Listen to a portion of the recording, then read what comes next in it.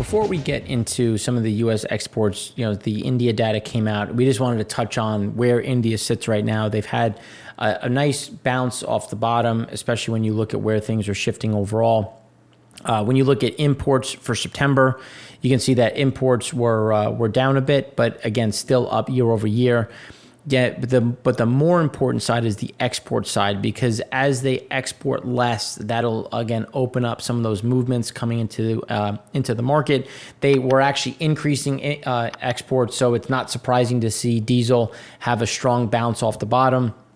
Gasoline has always been strong over the last 3 months, so it's not surprising to see those exports drop. But now that they were looking to cut diesel, increase gasoline, that has now reversed based on what has happened in the market. So that will be an interesting backdrop, because we do expect to see them increasing their demand for crude over the next few weeks. And it was disappointing the amount they took from the Middle East and West Africa, but we're starting to see a little bit more, spot cargoes move in West Africa. So we're assuming, and we actually think that we're seeing that a bit more coming from India. That is being a bit of that driving force, which is a positive. So those are going to be things to watch when we look at West Africa and what's happening in the region. And then when you look at diesel exports, seasonally speaking, it's above where we were in 2020. It's right back in line with where we were in 2016 and 2018. We just think that you'll see this come back down to a seasonal low, just as there's a bit more diesel demand internally. But some refiners in India, they really can only tackle the export market, and they were going to cut, and now they're not. So some of that will be resold internally. Some of it will be, remain in the international market. So there'll be some push and take against that. But we do believe it will be below the 2020 numbers. Gasoline exports, coming in at a low. Typically, you get a spike. We didn't, just because demand for gasoline still remains strong in India. So that's why the gasoline has been a bright spot in India, where diesel's been really kind of the overhang, especially when you look at where the economy sits. But this is, I think, a net positive when you look at where some of the movements have been on the consumer side within India, which is why when you think about the consumer in India, there's so much concern on inflation, because inflation continues to ramp up. This could hit some of what this recovery looks like, because it is still very young, which is why the RBI decided to pause QE, but not stop it. Just say we're going to keep things here, just to see where inflation shakes out, and not to scare the this budding recovery within India. So now when we look at U.S. crude product exports, you can see that we had a bounce up about 280,000 barrels a day in gasoline, right along the lines with what we were talking about last week. DISTI had another nice increase of 199,000 barrels a day. We were expecting it to come down a bit, so that was a nice positive. That's something that I think is more going into that Latin American market, where when we look at propylene, small increase of 52,000 barrels a day, very normal, especially when you look at the 5-year average. As we've been saying, we're going to stay above that. And then crude oil exports had a drop of 273,000 barrels a day, went from about 3 million to about 2.7. That's just, again, what we said last week, and we expect it to stay between between that 2.7, 2.8 level, maybe slightly above 2.8 depending on timing, but still at that diminished level, because it keeps getting more and more expensive versus Dubai. Now, crude prices are down about $2, so it's going to be a little bit better, but you're still seeing something that is, it's 450. It was as high as 480 versus Dubai, which, when you factor in day rates, when you factor in insurance and just extra shipping time, it doesn't make sense to buy from the U.S. or Europe when you're looking at it from the Middle East, which is why we're starting to see a little bit more premium come into the Middle Eastern OSPs, because they'd rather pay an extra 15, 20 cents for an Iraqi crude versus a U.S. or Brent crude. And the reason why I'm including Brent with this is because it's very similar. When you look at Brent, it's a little bit higher just because of where Brent is versus WTI. but you're still seeing something about 460 to 470 more expensive than Dubai. So again, and it's even further depending on the route that you take versus pad 3, which is just gonna keep things stuck in that region altogether. And then when you look at gasoline exports, we're back above the 5-year average. You know, we were expecting to see it continue to track along that 5-year, something similar where we normally have that steady increase. Because remember, we increased the amount of diesel heating oil production, which inherently throws off gasoline, and we look to export that into the market. And then when you look at fuel oil exports, we were expecting a little bit of a drop and just going a bit more sideways. Instead, we had that nice move up, still below the 5-year average, but that nice recovery. We expect to see a little bit of a drop, but a little bit higher than what we were expecting. But again, just a drop, just not to the low that we had, but really making that new higher low, which is a net positive for the region. And you have to consider why. It's because when you look at distillate, the shortage is pad 1, not pad 3. So you maybe will start to see this increase, and it'll be interesting to see. And this comes to talking about the Jones Act and some of the absurdities that we've seen. But it might make sense to go from pad 3 or Gulf of Mexico into Europe and then back into pad 1, depending on the availability of ships. Ethane, again, lumpy back to the 5-year average, but we expect it just to be elevated, and you'll see a strong bounce coming off of that. Crude oil exports dipped, maintaining kind of what we've been saying. And when you look at that average, the 4-week rolling average, where are we? But 2.619. And remember that our estimate is 2.6 to 2.8, so right within that wheelhouse. And then when you look at propylene and propane exports, that you're starting to see that increase, and we expect it to continue to drive higher. Then when you look at Genscape had a small drop of about 1 million. So when you look now west of Suez between the U.S. and Europe, we'll have a net build. So that's something to consider as we look into what the numbers are going to look like as additional data comes out through the end of the week, and projecting for some additional builds into weekend. Here, when we look at what happened in Europe, you can see that we had a small build in gasoline, a fairly sizable build in gas oil, and a drop in fuel oil. So this is something to consider. So gasoline exports are going to slow, so that'll put more gasoline in storage. Gas oil imports are remaining elevated, which is going to keep gas oil inventories increasing. And then the ARB for fuel oil from Europe into Asia is open, so we'll continue to see drops in storage. So all the while, the fact that we still have a lot of spare capacity to continue to increase gas oil, we do expect to see refiners start to pick back up, especially given where URALS are, where Libya sits, and we'll see additional capacity coming through. So we expect to see gas oil, gasoline inventory builds, and fuel oil drops, because they've struggled to unload some of that heavier end, especially the fuel oil side. So the fact that the ARB is open will incentivize European refiners to open the throttle a bit and to increase some capacity. So we do expect gas oil to come closer to that 15-year average, or I should say 13-year average. And comps get a little bit easier because we had a kind of a counter-seasonal build, and just based on imports, based on production, that'll continue. Gasoline inventories, it's going to start to trend above that 13-year average, but still stay fairly tight to it in general, just slightly above. And then fuel oil, we expect it to continue to drop closer to that 13-year average. On the Singapore side, we had a small build of about 400,000 barrels.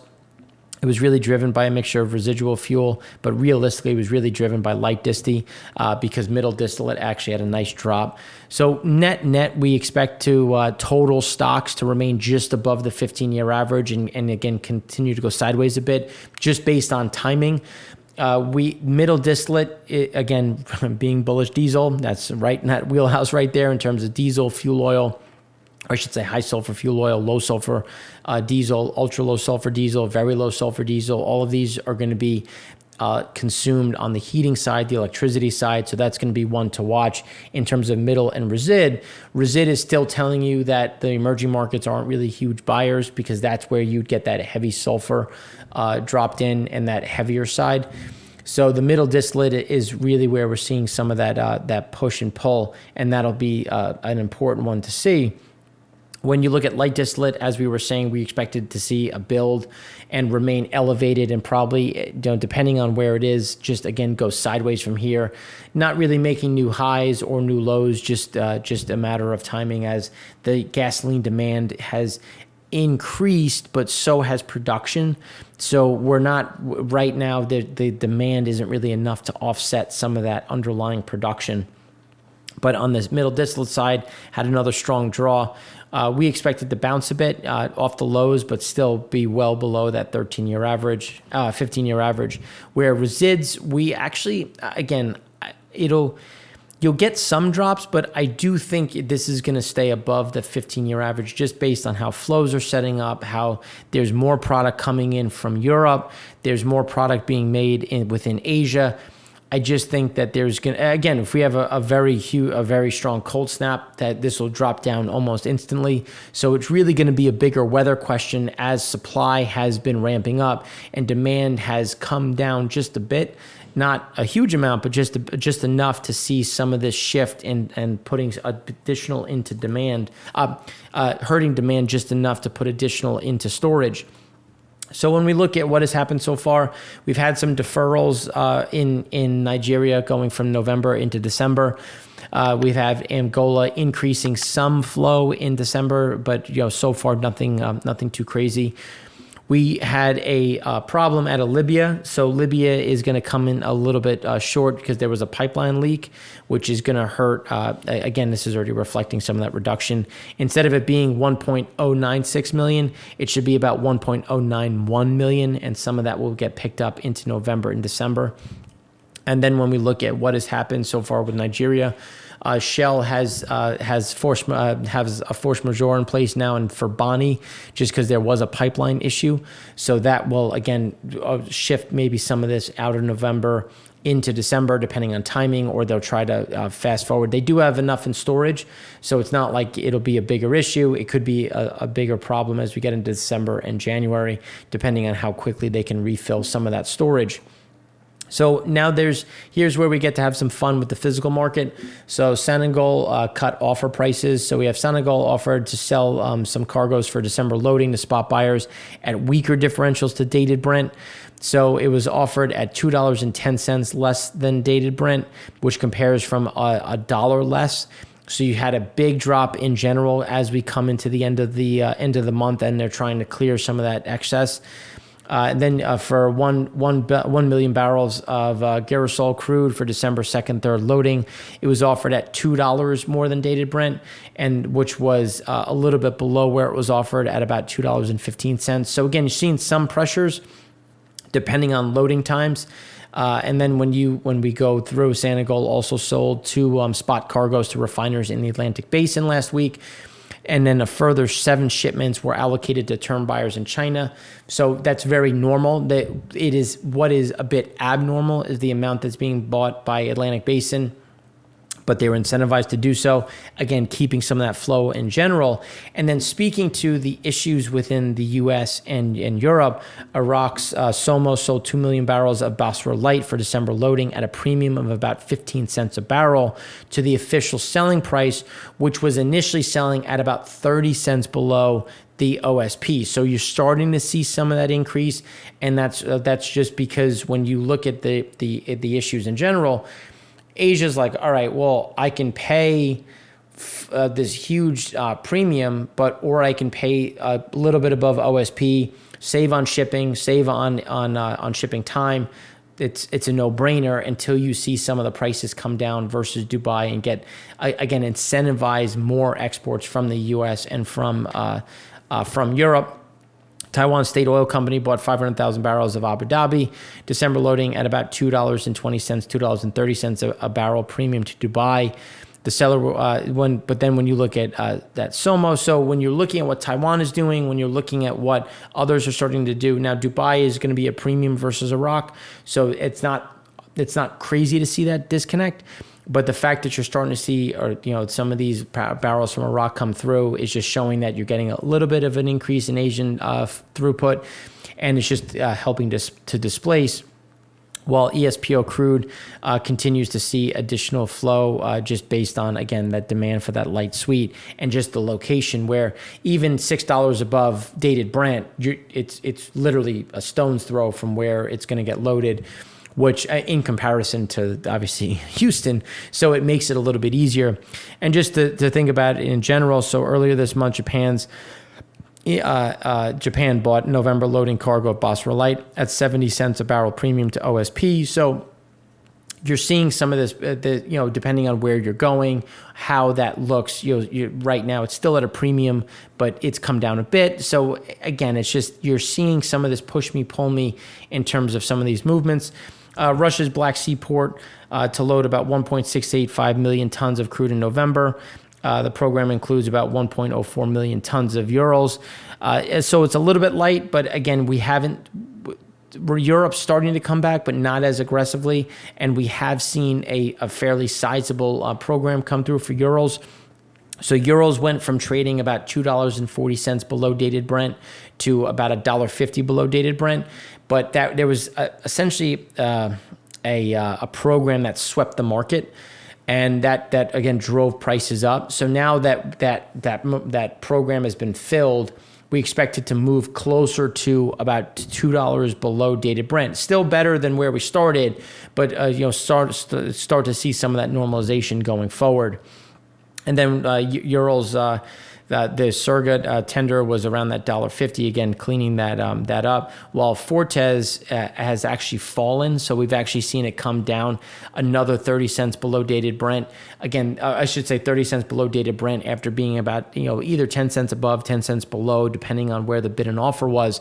But this was a sizable drop. Again, we've seen some of these programs come through, like Japan paid up for Basra Light. And then we saw someone else pay up against Basra Light, but at a smaller discount, a smaller premium. So again, a lot of moving parts when you look at the crude demand that is in the market. Now when we start shifting into Fujairah, so in general, Fujairah reported a small drop of about 608,000 barrels in storage, with overall stocks, again, that's reversing last week's build, but the total stock draw was driven by middle and heavy, again, speaking to what we're seeing in terms of some of that push me, pull me for heating and power gen.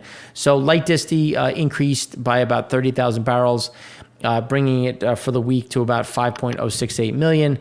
Even though we did get some of that stronger gasoline demand in Malaysia, Indonesia, and India, just given the COVID cases were starting and then some people are saying that COVID-19 cases were starting to rise. So you're starting to see some movement restrictions in some areas, but as what happened in India, they're going to keep it local. We're not going to see broad shutdowns, but there is some of that additional capacity that's available. While Saudi Arabia's gasoline inventories rose 5.77% month on month to a 5-month high, that's where we expect to see some of that getting exported and filling some of that need in the market in general.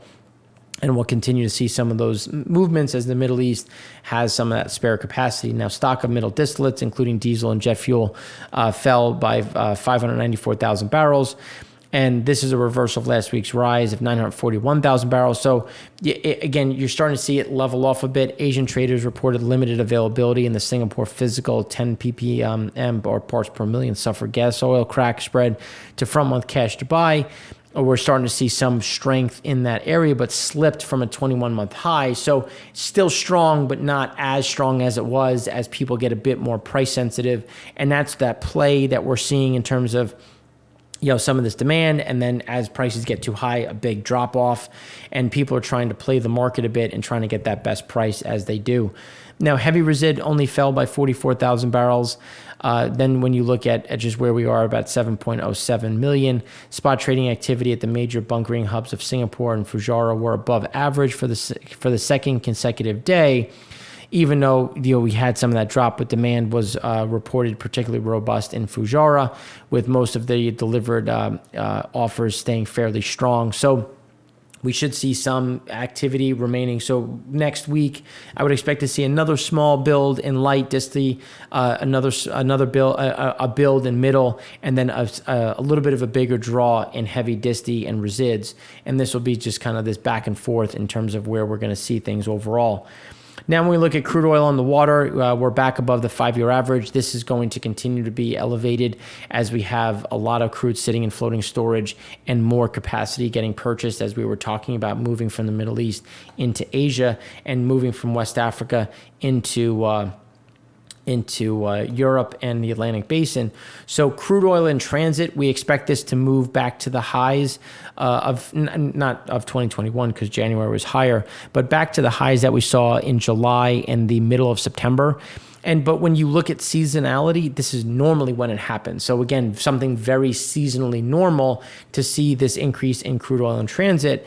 And it's just going to pull some of this out of floating storage, but just not enough, because when you look at it, we're at a 2021 high for the amount of crude oil in storage. And we just expect it to remain elevated right through. As you can see, it's still very much above normal. Time spreads had a big drop for Brent as we, when you look at December versus January, coming back to, I think, this comfort point that we've seen of about 68 cents. And then when you look at just where the Brent and WTI December versus December, you had a huge explosion in the WTI contract backdrop. I think this normalizes, where you just have not so much this next December WTI come down, but just that front month kind of move further. So you'll get some of that bid. Not so much just because you had this huge spike up in front month. Again, I think that just normalizes a touch versus where the curve is right now. Like, I don't think the curve has this huge correction down, just that front month coming down a bit, while the later on in the curve staying fairly firm. Then when you look at Singapore, again, you're still kind of in this middle ground with OSPs getting a little bit richer, while costs still remain elevated, especially when you look at Henry Hub up another 13 cents, which again is going to drive the lowest priced LNG coming from the U.S. higher. Costs remain elevated, input costs remain high. So this is why you need to see some of these numbers, but this will keep them fairly active, especially given where storage is and where demand is setting up right now. And then when you look at Singapore, Dubai, hydrocracking refinery margins coming down a touch. Again, we expect this to normalize a bit more, but when you look at it, can't come down too far, because this only picks up some piece of the pie, because those hydrogen and natural gas prices are still very high. And even though this is showing a fairly firm margin, when you factor in some of those costs, it's actually a bit lower. Still positive depending on what you're making, but that is going to impact how hard you're going to run without some of the softness, some additional softness in the input costs. URALS still remaining fairly strong. It has diminished a bit with some of that pricing that has strengthened, but as that's starting to come off, as we've been talking about, so you had that spike. And now you're starting to see that come back down. And again, that's where you're getting this price action in terms of from $2.50 spiked up to $1.50, which again hurt margins, which is why you had that drop. And now as you have prices come down a bit, you're starting to get that pass through on the margin. And just given the shift between the light side of the cracker to the heavier side, that now that they can push more of that into the international market, that'll help keep them fairly active within Northwest Europe. And the Rhine, again, is impacting some of that, but it's starting to abate a bit, while the Mediterranean continues to see some mix with the lighter ends of the barrel going negative again. So that's going to be a problem in terms of what's that mix looks like. But so far, Urals still remain rich, especially on the hydrocracking side. But when you look at hydrogen costs, natural gas prices, it has to stay up there just to incentivize some sort of movement. But now that they have some means to offset some of this, we should see some of the med get better. But with Libya barrels coming off just a touch, that'll increase or at least support some Ural pricing, which again will keep some of this negative and hurt the overall efficacy of the refiner. again, this is going to be this weird conundrum that we're in terms of what the market is saying, what the futures market is saying, where we are on the heating cycle. You have Russia and Putin coming out and saying that they're going to be able to refill some of the coffers starting November 8th. Who knows if there's going to be strings attached to that, and that would impact some of this pricing. China imports remaining along the 5-year average, nothing crazy to write home about. This should continue to be fairly normal. As Asian floating storage remains near the highs, we don't see this adjusting too much. We do see it dropping a touch. It'll come down a bit, but still be well above seasonal norms. And as you can see, 2020, as we've been saying, it's just going to continue to go sideways as they purchase some more, and they do have those issues getting things onshore. North Sea had a little bit of a drop. This is something that it's going to come right back to the 5-year average. This is more of a timing issue. West Africa started to see a little bit of a drop. Now that we have some additional cargoes moving into India and the Atlantic Basin, this should continue to come down a bit. Still remain at a seasonally adjusted all-time high, but at least off the highs from 2021. Where the Middle East, this is why you still see the pressure on cargoes to, again, move product, because floating storage still remains high in the Middle East and not really where they'd like it to be. But we do expect to see this come down a bit and just back to the lows. But just given where demand is locally, which has been fairly soft, there's more product being slated for export, which even though production is staying fairly fixed, you are getting a bit more. And then as we get into November, you're going to get another increase in production, which again, they have to try to make room for in order to clear some of the glut that they expect to see through November. And then Europe had a nice drop. This is one that, again, will stay off of the 5-year average as they're trying to manage. But given how tough pricing is, we do expect North Sea and Europe floating storage to continue to increase. China had a small drop on the Shandong side again, still well above seasonal norm, but below where we were in 2020. But we did have a few cargoes show up and start their offload. So it's just going to go from floating storage to onshore storage. So we do expect this to remain elevated as fuel oil still remains at a record, seasonally speaking, but just off of the record set last week in 2021. And that this is what they're going to preserve to make sure they have enough flexibility when you're looking at heating demand, industrial demand. This is where you're going to get that kind of push me, pull me in terms of that fuel oil, because a lot of this should get shipped within China and get sent to the SOE, the state-owned enterprises, the state-owned refiners, and again try to maintain some sanctity because they do have those restrictions and those limited movements, or let's just say they're trying to ration some of this fuel oil in the system in general. So these are going to be things to watch as we progress through the remainder of not only just October, but well into November, to see how is the market doing, where are we with heating demands, where are we with electrical, how much of this is gas to oil, are we going to see more, are we going to see less? These are going to be things that we'll be talking about really through the winter months. So this will be an interesting time, to say the least. So if you have any questions, again, you know where to find me on Twitter or in the comments section. We appreciate the back and forth. So thanks for watching. I'm Mark Rossano, founder and CEO of C6 Capital Holdings, coming to you from Primary Vision Network.